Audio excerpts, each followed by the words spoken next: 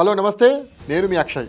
పశ్చిమాన బలూచిస్తాన్, తూర్పున భారత్. దేశంలో ఆర్థిక సంక్షోభం, బయట అంతర్జాతీయ ఒత్తిళ్లు, ఇవన్నీ కూడా పాకిస్తాన్ పైన ప్రస్తుతం ఉన్నటువంటి సవాళ్ళు. అయితే భారత్ బలూచిస్తాన్ మధ్య ఒక శాండ్విచ్ అయినటువంటి పాకిస్తాన్. ఎందుకంటే పాకిస్తాన్ గత అనేక సంవత్సరాలుగా భారత్పై దేశం పెంచుకుంటూ భారతీయులపై ఉగ్రదాడులు చేస్తుంది.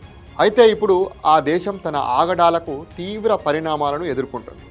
అందులో ఎటువంటి సందేహమే లేదు. పహల్గామ్లో జరిగినటువంటి ఘోర ఉగ్రదాడిలో 26 మంది పర్యాటకులు మరణించిన తర్వాత భారతదేశం తక్షణమే స్పందించింది. దేశ భద్రతను కాపాడుకోవడం కోసం భారత ప్రభుత్వం సమర్థవంతమైన చర్యలు ప్రారంభించింది. ఈ చర్యలు ప్రారంభమయ్యాక భారత సైన్యం పాకిస్తాన్ మీద బలమైన దాడులు చేసింది.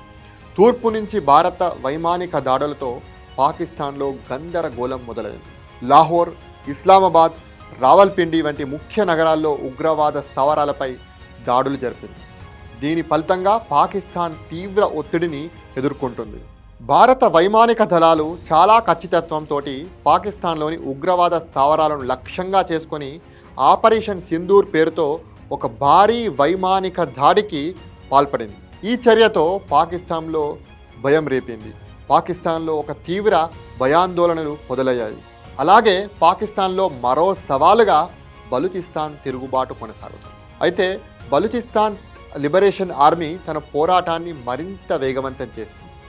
భారత్ పాకిస్తాన్పై దాడి చేస్తున్నటువంటి సమయాన్ని ఆసరాగా చేసుకొని బలూచిస్తాన్ లిబరేషన్ ఆర్మీ కూడా ఇంకా వేగవంతం చేసింది తన యొక్క పోరాటాన్ని. బలూచిస్తాన్ కొన్ని కీలక స్థావరాలతో పాటు ఆయుధ నిల్వలు, పెట్టా నగరాన్ని కూడా తమ నియంత్రణలోకి తీసుకున్నట్లు కూడా ప్రకటించింది. అయితే ఈ పరిణామాలు పాకిస్తాన్ సైన్యాన్ని వెనక్కి తగ్గించినట్లయితే కనబడుతుంది.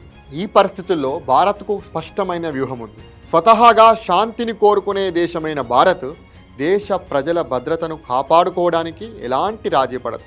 ఉగ్రవాదాన్ని ప్రోత్సహించే దేశాలపై భారత్ అంతర్జాతీయంగా మిలిటరీగా ఒత్తిడి కొనసాగిస్తూనే ఉంది.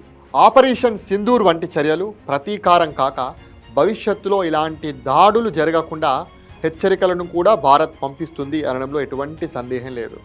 ప్రస్తుతం పాకిస్తాన్ 2 శక్తివంతమైన శత్రుల మధ్య చిక్కుకున్నట్టయింది. తూర్పు నుంచి భారత్, పడమర నుంచి బలూచిస్తాన్.